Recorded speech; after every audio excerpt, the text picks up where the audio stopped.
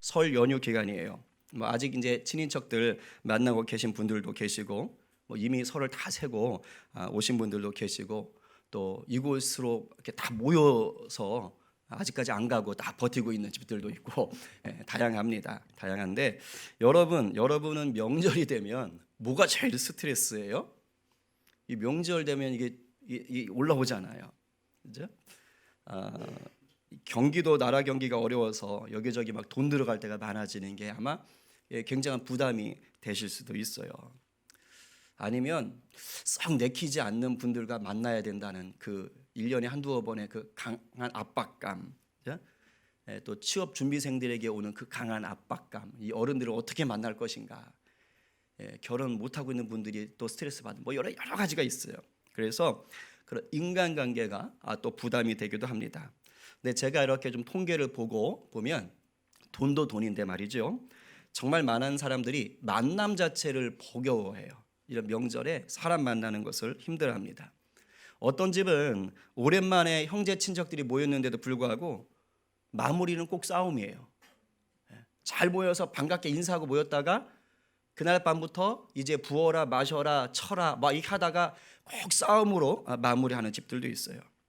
뭐 싸우는 것까진 가지 않아도 니네 집이 잘 사네, 뭐 내 남편은 지기가 이렇네, 뭐 우린 몇 평에 사네, 이런 것들 또 따지면서 괜한 신경전에 휘말려 가지고 막 두통과 소화불량으로 고통하는 분들도 많습니다. 이렇게 불편한 관계가 아니더라도 이 사람 만나는 게 쉬운 게 아니에요. 이 시대가 있잖아요. 갈수록 얼굴과 얼굴을 맞대는 걸 좋아하지 않습니다. 힘들어요. 벌써 우리 아기도 벌써 맞다고 얘기하잖아요. 할렐루야, 그죠? 너는 사람과 사람의 만남을 좋아할지어다. 그런 시대가 됐어요. 그렇다 보니까 이게 서로 사이가 나쁘지 않아도 이게 사람 만나서 서로 인사 나누고 또 사는 얘기 나누고 이게 또 선물 막 주고받고 하는 것들이 가벼운 일이 아닙니다. 근데 이런 명절에만 사람과의 관계가 스트레스인 게 아니에요. 일상을 살아가는 모든 날이 인간관계의 연속입니다. 그렇지 않아요? 우리 사람 안 만나고 살 수 없잖아요. 그래서 우리는 관계 속에서 빚어지는 아주 크고 작은 이 갈등들을 막 헤쳐가면서 살아갈 수밖에 없어요. 할렐루야.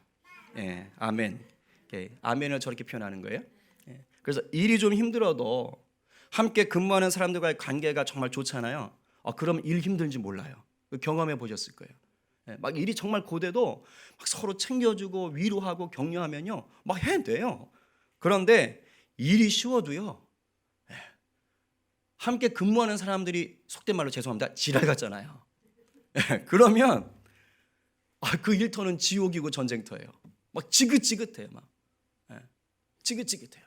우리 청년 중에 한 명도 일이 되게 많대요.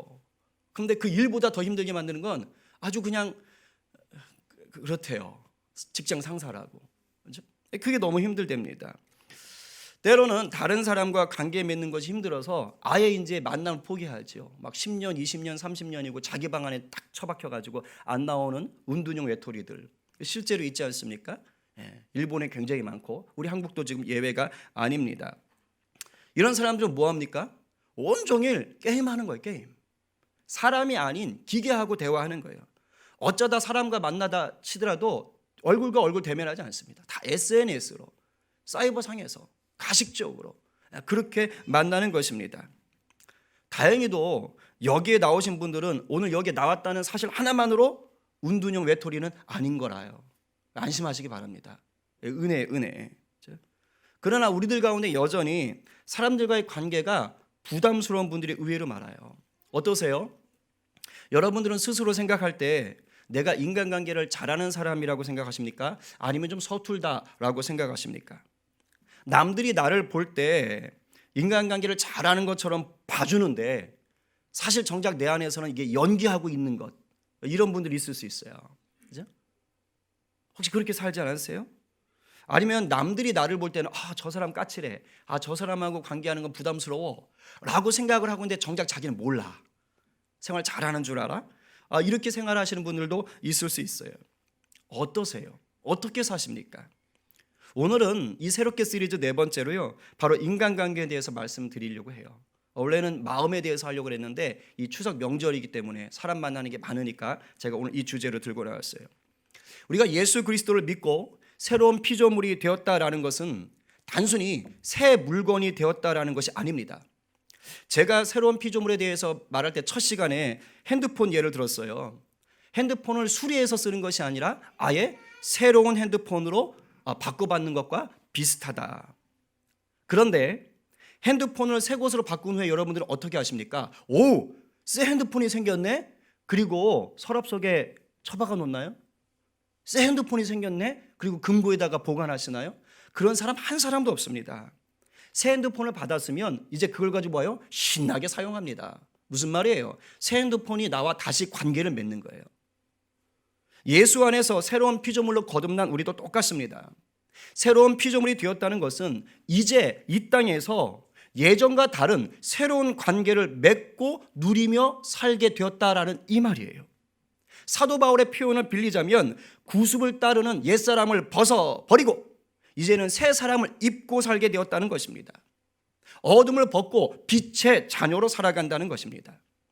그렇다면 새 사람, 빛의 자녀는 어떠한 기준으로 인간관계를 맺게 될까요? 제가 이 기준을 말씀드리기 전에 여러분들은 어떤 기준으로 인간관계를 맺고 계십니까? 쉽게 말하면 어떤 사람하고 친해지려고 하실 때 또는 그 사람을 거부하려고 할 때 그 기준이 뭐냐 이 말이에요. 어떤 분이 미국에 대해서 이런 말 하는 걸 들었던 적이 있습니다. 제 개인적 견해하고는 상관없으니까 오해하지 마세요. 자, 미국은 다른 나라를 대할 때 아군이냐 적군이냐를 먼저 따지지 않는답니다. 단지 자기 나라에, 즉 미국에게 이익이 되냐 안 되냐를 먼저 따진대요. 이익이 되면 넌 아군, 이익이 안 되면 넌 적군, 이렇게 치부한다는 것이죠. 그런데 우리들 인간관계가 꼭 이런 식일 때가 많다는 겁니다. 나한테 이익이 되면, 나한테 유익하면, 내 기분이 좋으면 그러면 친하게 지내려고 해요. 하지만 나한테 이익이 안 된다, 내 기분을 나쁘게 했다, 날 무시하는 것 같다, 너 아웃, 이렇게 등 돌리는 것이죠. 뭡니까? 철저히 내가 기준이에요. 내 감정이 기준이에요. 손해보고 이익 보느냐, 이 손익이 기준입니다. 어제까지 그렇게 좋은 관계로 지내다가도 찬바람 쌩하게 부는 관계로 대반전을 이루는 게 우리들이에요. 어제까지는 둘도 없는 친구네, 너는 내 평생에 동지네 하다가 한 번 틀어지면 온갖 욕을 붙는 게 우리들입니다. 최근에 사회적으로 아주 유명한 지식인 두 분이 이런 모양새를 보이고 있지 않습니까?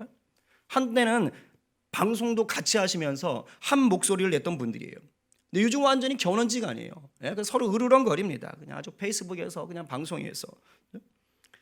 그런데 이렇게 맞대응을 할 수 없는 처지일 때도 있지요. 언제입니까? 상대가 내 직장 상사일 때, 또는 뭐 교회 어른이거나 집안 어른일 때, 이웃 어른일 때, 또는 거래처 관계에서 내가 철저한 을일 때, 이럴 때는 맞대응을 못합니다. 그럼 겉으로는 웃어줘요. 어쩔 수 없이.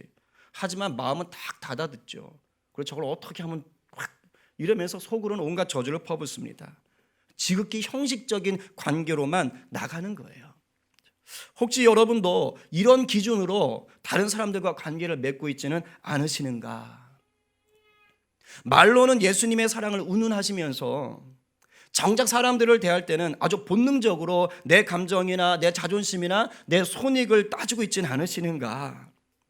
만약 이렇게 나를 기준으로 다른 사람들과의 관계를 맺으며 살고 있다면 죄송합니다. 그건 성경적이지 못한 삶을 사시는 겁니다. 새롭게 피조물된 자답지 못한 거예요.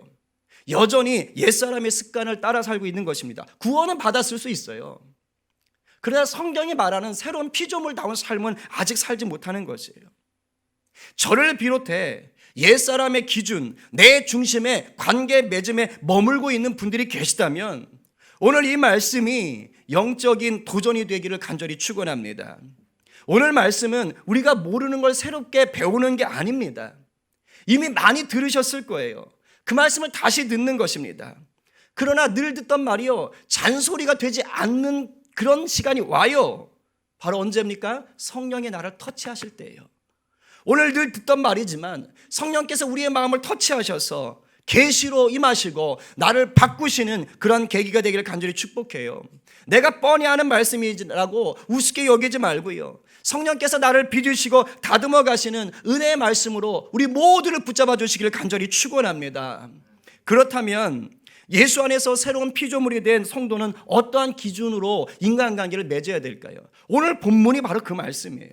우리 13절 말씀 다시 한번 지금까지 말씀 들었으니까 그것을 생각하며 한번 선포합시다. 형제들아 시작.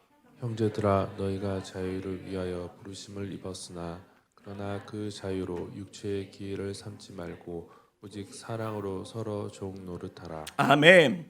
사도 바울이 뭐라고 얘기합니까? 우리가 먼저 자유를 위하여 부르심을 입었답니다. 무슨 말입니까? 죄의 굴레에서 벗어났다는 말이에요. 마귀의 손아귀에 붙잡혀 있다가 해방되었다는 말입니다. 즉 우리의 영혼이 주님 안에서 참된 자유를 누리게 되었다는 것입니다. 이 말을 언제 먼저 합니다? 5장 1절에서 먼저 해요. 아주 놀라운 말이죠. 제가 참 좋아하는 말입니다. 다시 한번 선포할까요? 자, 시작. 그리스도께서 우리를 자유롭게 하려고 자유를 주셨으니 그러므로 굳건하게 서서 다시는 종의 멍에를 매지 말라. 이제 자유인이 되었으니 다시는 종의 멍에를 매지 말라고 해요. 이 말은 문맥적으로 보면 율법에 묶이지 말라는 거예요. 율법에 묶이지 말고 이제 믿음 안에서 참된 자유를 누려라. 근데 이것을 쉽게 말하면 뭐냐? 더 이상 죄의 종이 되지 말아라 이 말입니다. 진정한 복음의 능력을 누려라. 그런데 우리가 13절에 오게 되면 오해할 만한 구절이 하나 딱 나오는 거예요. 1절에서는 종의 멍에를 매지 말아라 라고 얘기했는데 13절이 됐더니 다시 뭐라 그래요? 종 노릇을 하라. 1절에서는 종의 멍에를 매지 말아라, 종 되지 말아라 하더니 13절에서는 다시 종이 되라 라고 말씀을 하시는 겁니다. 무슨 말이에요? 왜 앞에서는 종이 되지 말라 그러고 다시 또 종이 되라 그래요? 결국은요, 우리가 그 누군가의 종으로 살 수밖에 없다는 말입니다. 그런데 마귀의 종이 되느냐 주님의 종이 되느냐를 묻고 있는 거예요. 마귀의 종으로 살면 그 인생 불행하고 결국에는 죽어서도 지옥에 가서 영원한 고통을 당한다 이 말을 하는 것이고, 우리가 주님의 종으로 살면 이 땅에서도 행복하고 장차 죽어서도 영원한 생명을 누리게 된다, 지금 이 말을 하는 것입니다. 어쨌든 우리는 어딘가에 속해서 종의 신분으로 살겠대요. 그런데 한쪽의 종은 비참한 삶이고 한쪽의 종은 아주 놀라운 행복의 삶인 거예요. 사도 바울은 주님의 종으로 사는 사람은 인간관계 기준이 있다라고 얘기하는 거예요. 그게 바로 오늘 말씀의 후반부입니다. 주님이 주신 그 자유를 가지고 내 육체의 욕망을 채우는 데 쓰지 말고 다른 사람을 사랑으로 섬기는 데 사용하라. 이게 바로 새로운 피조물 된 성도의 인간관계 기준입니다. 오늘 개역개정에서 말하는 육체의 기회를 쉬운 성경은 육체의 욕망이라 그래요. 육체의 욕망을 채우는 데 쓴다는 게 뭐예요? 아주 쉬워요. 내 감정, 내 이익을 위해 다른 사람을 사귀는 겁니다. 그게 육체의 욕망이에요. 달면 삼키고 쓰면 뱉고, 그런 인간관계 하는 게 내 육체의 욕망을 따라 사는 거예요. 그런데 예수 믿고 새로 거듭났느냐? 그럼 그렇게 살지 말라 이거예요. 예수 믿고 거듭났으면 그때부터는 네 중심, 내 중심으로 인생을 살 수가 없다는 말이에요. 왜냐하면 예수 믿고 거듭날 때 우리가 인간관계의 DNA가 바뀌어요. 예수 믿기 전에는 내 기준이었어요. 그러나 예수 믿고 나면 내 인간관계의 기준 DNA가 나와 이웃이 하나로 묶여버립니다. 나와 이웃이 하나로 묶여요. 나를 위해 사는 인생은 곧 남을 위해 사는 인생으로 바뀌는 것입니다. 그리고 이렇게 살기 위해서 하나님의 역사하시는데 그게 뭐냐? 천국에서 제작된 접착제를 우리 사이에, 나와 남 사이에 부어주는 거예요. 사랑으로 섬김이라는 접착제입니다. 사랑으로 섬김이라는 접착제가 나와 이웃 사이에 딱 들어와서 붙어버리는 겁니다. 그래서 하나가 되는 거예요. 이게 거듭난 자의 인간관계 DNA입니다. 이것을 얘기하는 게 오늘 본문 바로 뒤에 나온 14절 말씀이에요. 같이 한번 읽어봅니다. 자, 시작. 온 율법은 내 이웃 사랑하기를 네 자신같이 하라 하신 말씀에서 이루어졌나니. 할렐루야. 아멘. 아멘. 아멘. 사도 바울이 예수 안에서 거듭난 이 성도의 인간관계 기준을 이렇게 말하는 건 사도 바울 개인의 의견이 아닙니다. 사도 바울은 지금 예수님이 친히 말씀하셨고 예수님이 친히 본을 보여주셨던 것을 강조하고 있을 뿐이에요. 그러니까 우리가 다른 사람을 대할 때 사랑으로 종 노릇해야 하는 것은 내 주님이 그렇게 사셨기 때문인 것입니다. 예수님이 이 땅에 오신 사건을 빌립보서 2장은 이렇게 놀랍게 얘기하고 있습니다. 우리 한번 이 놀라운 말씀을 같이 읽어볼까요? 빌립보서 2장 6절부터 8절. 자, 시작. 그는 근본 하나님의 본체시나 하나님과 동등됨을 취할 것으로 여기지 아니하시고 오히려 자기를 비워 종의 형체를 가지사 사람들과 같이 되셨고 사람의 모양으로 나타나사 자기를 낮추시고 죽기까지 복종하셨으니 곧 십자가에 죽으심이라. 내 주님이 이렇게 오셨다고요. 그런데 이 6장부터 8절을 말하기 전에 사도 바울은 5절에서 이렇게 말을 해요. 너희 안에 이 마음을 품으라. 곧 그리스도의 마음이니. 예수님이 이런 마음을 가지고 이 땅에 오셨어. 이 마음을 너희도 품어야 해. 예수님 닮으라는 거예요. 그리고 예수님도 친히 자신이 이 땅에 섬기러 왔다라고 분명하게 자신의 정체성을 밝혀버리셨어요. 마태복음 20장 28절 말씀 시작. 인자가 온 것은 섬김을 받으려 함이 아니라 도리어 섬기려 하고 자기 목숨을 많은 사람의 대속물로 주려 함이니라. 아멘. 그러니까 결국 오늘 본문은 우리가 예수님처럼 살라는 거예요. 사랑으로 종 노릇하라는 것은 무슨 말이냐? 예수님처럼 자기 희생적 사랑을 보이라는 거예요. 사랑으로 종 노릇은 자기 희생적 사랑이라는 거예요. 그런데 새로운 피조물이 되었다라는 우리의 삶은 어떻습니까? 저를 포함해서입니다. 성경 지식은 너무도 많이 잘 알고 있어요. 근데 우리의 삶은 여전히 모르쇠로 일관하고 있어요. 무조건 반사 아시죠? 뭔가 눈을 확 날아오면 뭐부터 닫혀요? 눈꺼풀 닫아야겠다 이렇게 생각하시나요? 아니죠. 본능적으로 닫힙니다. 본능적으로. 무조건 반사예요. 근데 우리가 이런 식으로 살아요. 누군가가 나에게 손해를 끼친다? 누군가가 나를 거부한다? 나를 무시한다? 정말 본능적으로 냉정관계 돌입합니다. 본능적으로 거절하고 본능적으로 경계합니다. 그래서 이런 세태를 비꼬는 씁쓸한 말이 있잖아요. 불의는 참아도 불이익은 못 참는다. 불의는 참아도 불이익은 못 참는다. 제가 이 말을 생각하다가 참 내 얘기인 것 같아서 제 얘기인 것 같아서 마음이 착잡했어요. 혹시 여러분들의 모습은 어떠세요? 똑같지는 않습니까? 예수 믿는 우리는요, 이 앞뒤가 바뀌어야 돼요. 불이익은 참아도요, 불의는 못 참는 사람이 되어야 합니다. 여러분 혹시 그 옛날 역사 시간에 공부 열심히 하셨나요? 월남 이상재 선생님을 아십니까? 누가 이렇게 물어봤더니 월남 출신이세요? 뭐 이렇게 홉니다. 이분이 구한말, 그러니까 조선 말기죠. 조선 말기부터 대한제국 초기까지 사셨던 분인데요. 교육자이고 정치인이고 언론인입니다. 아주 대단한 분이에요. 우리나라 보수 진영이 됐든 아니면 진보 진영이 됐든 그 시절에 다 좋아했던 분입니다. 이분은 집안도 가문이 괜찮아요. 고려시대에 그 유학자인 이세계 후손입니다. 그러니까 유력한 양반 가문의 유학자였어요. 근데 이분이 예수님을 믿기 전에는 기독교를 욕했어요. 예수 귀신 믿는 집단이다. 이래가지고 아주 싫어했더랬습니다. 근데 이분이 40대 후반에 개혁파 활동을 하다가 한성 감옥, 이게 역적 같은 자들만 들어가는 감옥이에요. 그런 감옥에 갇혀요. 근데 그때 그 감옥에 누가 있었냐면 자기보다 20살도 더 어린 청년이 하나 있어요. 이승만. 들어보셨죠? 이승만 박사가 그때 갇혔어요. 근데 이승만 박사가 그 감옥 안에서 성경을 읽다가 예수를 만났어요. 완전 뒤집어진 상태였거든요. 그래서 막 흥분을 주체할 수 없어서 그 한성 감옥에 갇혀있던 그 당대 지식인들을 이제 하나씩 전도하는 겁니다. 그때 월남 이상재 선생님도 딱 걸린 거죠. 그래가지고 전도를 받고 예수님을 믿게 되었어요. 그래서 이상재 선생님이 예수 믿고 난 다음에 그 인생이 바뀌어 버립니다. 그래서 그 바뀌어진 인생에 대한 일화가 있어요. 제가 이호 목사님의 강의를 듣다가 참 인상 깊게 들었던 그분의 일화입니다. 전해드리면 이렇습니다. 예수 믿고 거듭난 이상재 선생님이 하루는 집안의 노비들을 다 안방으로 불렀답니다. 근데 이상재 선생님은 그 노비들에게 대감 마님이에요. 그리고 그 노비들은 감히 고개도 못 드는 소위 말하는, 죄송합니다 이런 표현 써서, 상놈들인 것이죠. 근데 당시 노비들이 대감님이 계신 안방으로 들어간다? 상상할 수 없는 대단한 사건인 거예요. 근데 그걸 안방으로 초대를 하시는 겁니다. 근데 더 놀라운 것은 노비들이 안방에 들어왔더니 윗목에 앉히는 게 아니고 아랫목에 앉히는 거예요. 여기 아랫목에 앉으시게. 그런 다음에 갑자기 이게 무슨 일인가 하고 노비들이 긴장하고 있는데 아랫목에 딱 앉혀놓고 이상재 선생님이 큰 절을 넙죽 하더랍니다. 노비들이 깜짝 놀란 거죠. 막 기절할 지경입니다. 그런데 그 다음에 이상재 선생께서 그 노비들을 보면서 이렇게 얘기하는 거예요. 야, 이놈 마당새야, 이렇게 하지 않으시고 형제요 이래버리는 겁니다.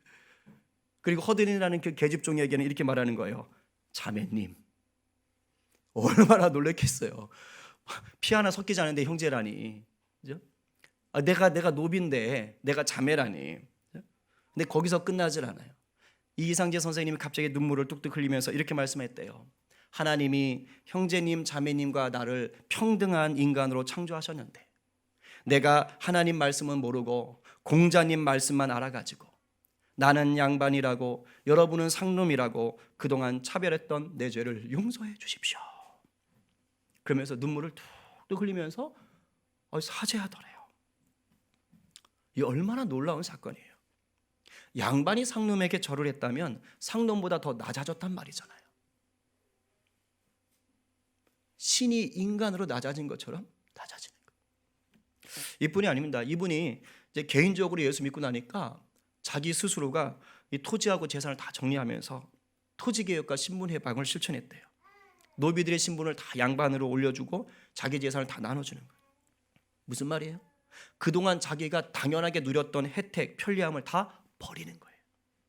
철저하게 자기 희생적인 사랑을 실천한 것입니다. 예수 믿기 전에는 상상조차 할 수 없었던 일이 예수를 믿으니까 벌어지는 거예요. 자기 희생적 사랑, 자기 희생적 사랑으로 관계 맺기가 드러나는 것입니다. 실제로 우리나라 교회 초창기 역사를 보면은 이런 일들이 비일비재합니다. 막 터져 나와요. 이런 변화들이 있었기에 우리나라 초창기 교회가 놀랍게 부흥했어요. 세계 부흥사에서 정말 기록을 찾아볼 수 없을 정도로 놀라운 부흥을 이뤄냈어요. 단순히 교인 수가 많아지고 교회 수가 많아졌다는 말이 아니에요. 새로운 피조물이 되어 새로운 인간 관계를 누리는 자들이 폭발적으로 늘었다는 것입니다. 제 기억으로는 한 80년대까지는 이런 느낌들이 좀 있었어요. 제가 모태신앙을 쭉 자랐으니까.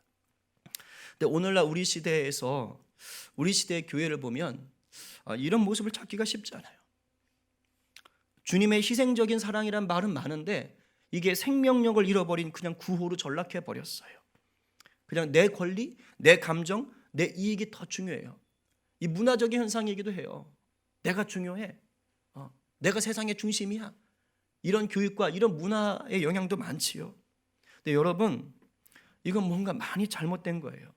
뭔가 많이 잘못된 신앙이에요. 주님이 원하시는 관계 아니에요. 저부터도 그래요. 저부터도 그래요.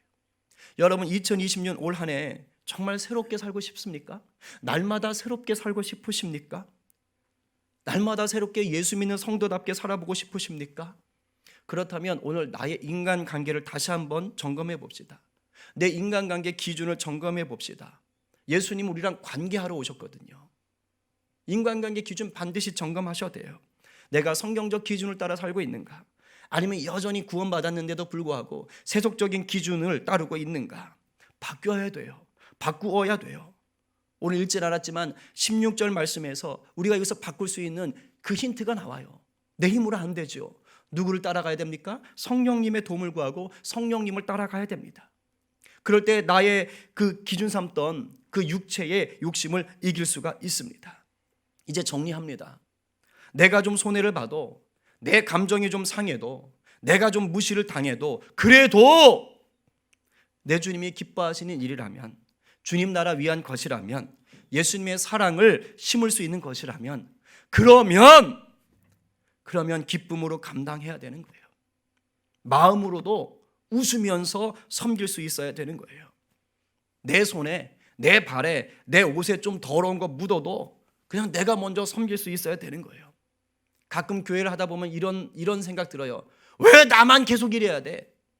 왜 사람들은 아무도 안 하는데 왜 나만 이래야 돼? 이런 억울한 생각이 들어서 기분 나쁘세요? 바꾸셔야 돼요. 나라도 할 수 있기 때문에 나를 통해 이 공동체에 주님이 일하고 계시다는 것을 깨달으셔야 됩니다. 나마저 없으면 누가 해요? 누가 해요? 이 공동체 살리자고 주님이 나를 보내셔서 쓰고 계신 건데 그렇게 하면서 역사가 일어나는 거예요. 복음의 능력을 누리며 산다는 건 다른 게 아닙니다. 인간관계 속에서 내가 먼저 죽음으로 십자가의 승리를 누리며 사는 거예요. 인간관계 속에서 내가 좀 더 손해를 봄으로 하늘의 복을 풍성히 누리며 사는 것입니다. 인간관계 속에서 내가 욕 좀 얻어먹음으로 죽을 영혼을 살리며 사는 것입니다. 저와 여러분 모두가 우리 주님처럼 오직 사랑으로 종노릇하는 자 되기를 간절히 축원합니다. 그래서 인간관계 속에서 진정한 승리를 누리는 복된 인생 되기를 간절히 축원합니다.